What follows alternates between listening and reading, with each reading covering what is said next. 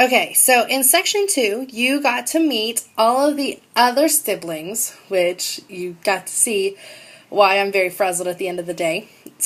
so you got to meet them, and they were really great. And we also got to talk a little candidly about just the struggles that go along with having a child with a disability. And one thing I really appreciate about Tina is the fact that she was very candid and very open and honest, and she was willing to just say it how it was. She didn't sugarcoat anything. These are her real struggles, and these are struggles that I know that she's not the only one that goes through it. So let's go ahead and look into education. So let me go ahead and get this part started.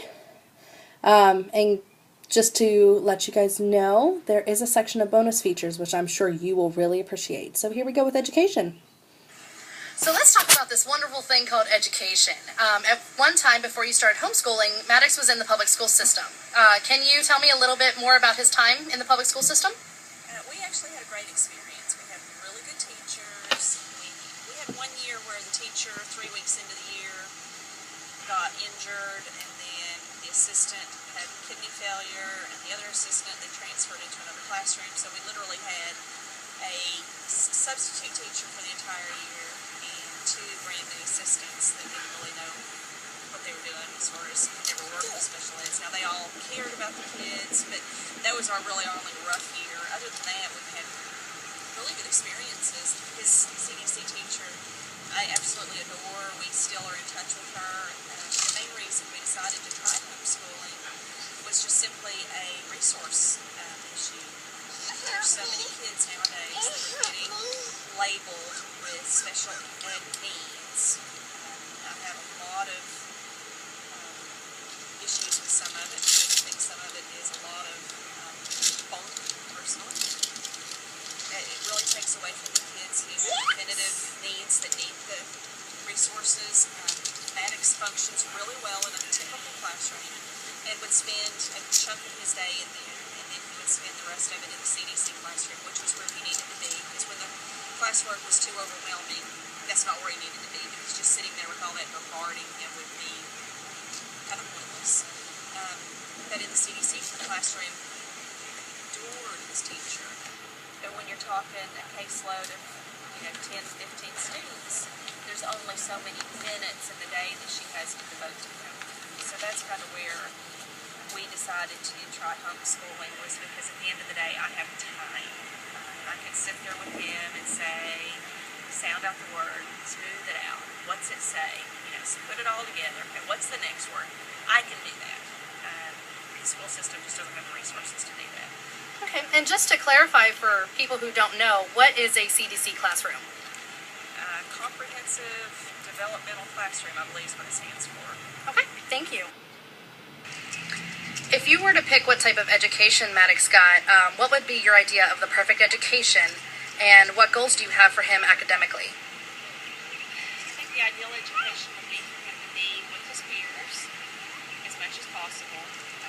I don't have a problem with him being pulled out for things that are over his head, which obviously as he gets older is going to be more things. So as he gets older, I don't really know what I think the ideal education would be, because exactly the things I would want out of public school are the things he's not going to be able to get, because he's not going to be in the classroom with his peers.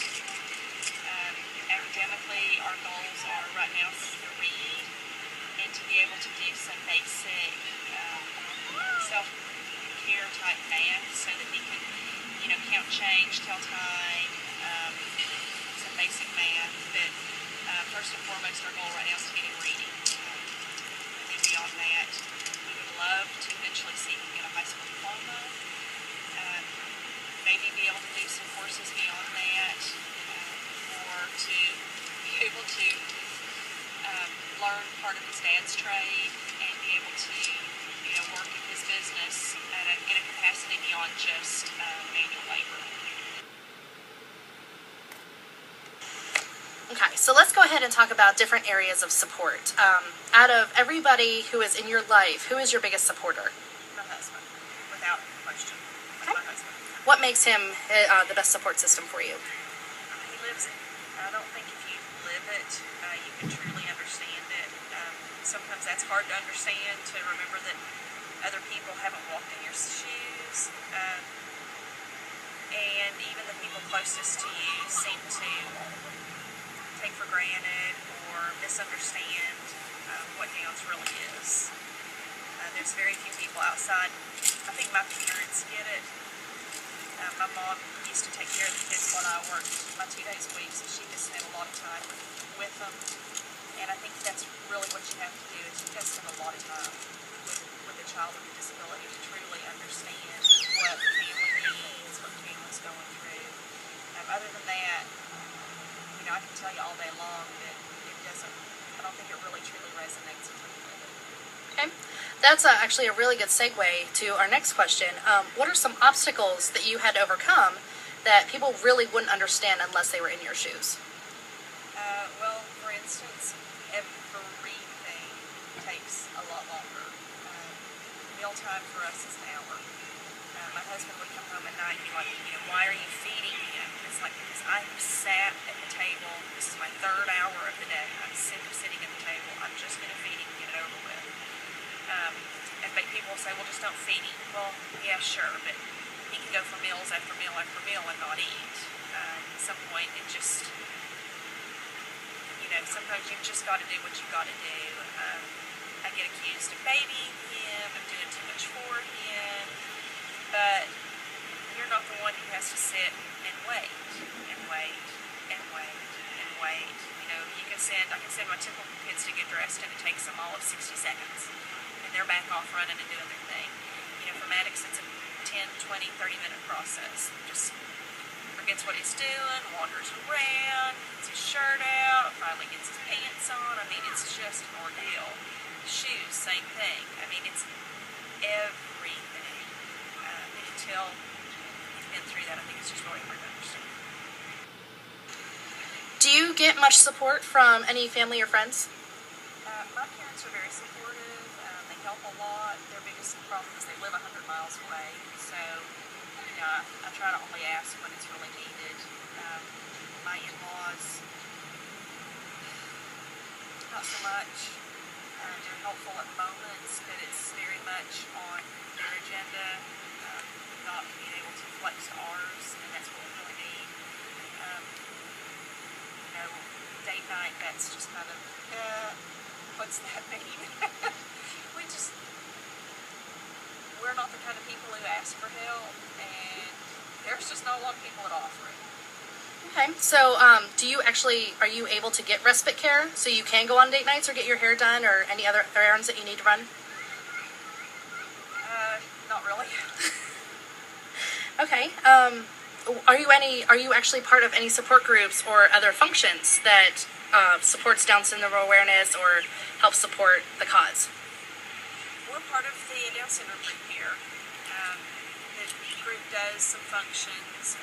I wish there was a little bit more to it. It seems to be a lot of just kind of social kind of functions. There's not in my opinion, I think we can do more.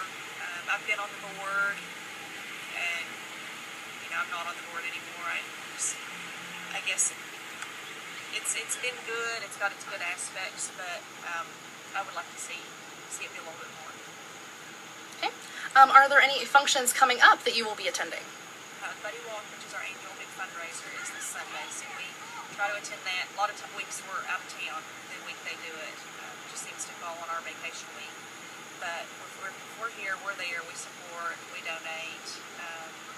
We're not real good about asking other people to support, simply because we just don't have a whole lot of people that support us beyond just, the casual, how are you doing?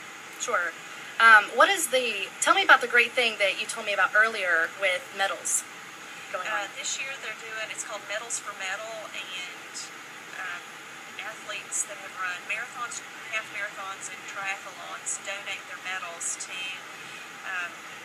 and I'm not exactly sure to what, but I know we qualify. So the kids, when they finish their buddy walk, will actually be given a medal, an actual real medal that was earned by somebody that ran a marathon, half marathon, or triathlon. And there are actually going to be some of those people at the buddy walk, so some of the kids will get their medals actually from the athlete who earned it, which I think is pretty cool. That is very cool. Thank you. You had asked about respite care.